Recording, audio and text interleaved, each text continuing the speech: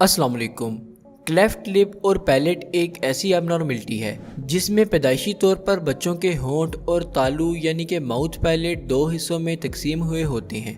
इस कंडीशन में पेशेंट को फूड और लिक्विड्स को निगलने में मुश्किल पेश आती है और लिक्विड फूड नाक के रास्ते बॉडी से लीक भी हो सकता है। कुछ पेशेंट्स में क्लेफ्ट लिप्स और पैलेट की वजह से ब्रीथिंग डिफिकल्टीज भी देखी गई हैं। क्लेफ्ट लिप और पैलेट की एबनॉर्मलिटी को पैदाइश के 2 साल के अंदर अंदर सर्जरी के थ्रू ट्रीट किया जा सकता है।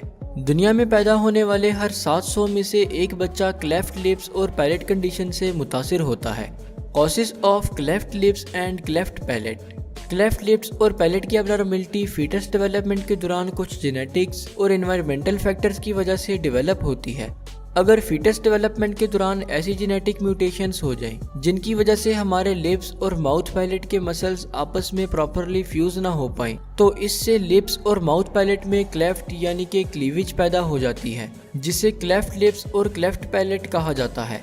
इस तरह कुछ इन्वायरमेंटल फैक्टर्स जिनका ताल्लुक प्रेग्नेंट वुमेन से हो, जैसा कि smoking, alcohol abusing, folic acid deficiency और कुछ मेडिसिन्स वगैरह, फीटस डेवलपमेंट के दौरान लिप्स और माउथ मसल्स को ठीक से डेवलप नहीं होने देती और क्लेफ्ट लिप्स और क्लेफ्ट पैलेट की वजह बनती हैं। Diagnosis and treatment. अक्सर औकात क्लेफ्ट लिप्स और पैलेट की एबनॉर्मलिटी फीटस डेवलपमेंट या फिर बर्थ के वक्त ही डायग्नोज हो जाती है। अलबत्ता कुछ केसेस में क्लेफ्ट का साइज इतना स्मॉल होता है कि उसे बर्थ के वक्त डिटेक्ट करना बहुत मुश्किल होता है।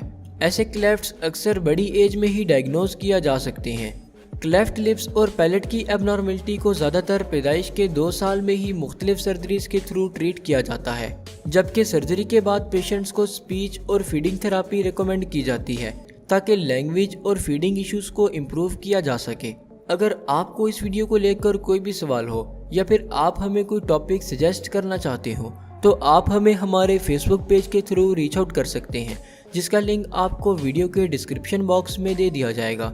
शुक्रिया। अल्लाह हाफिज़।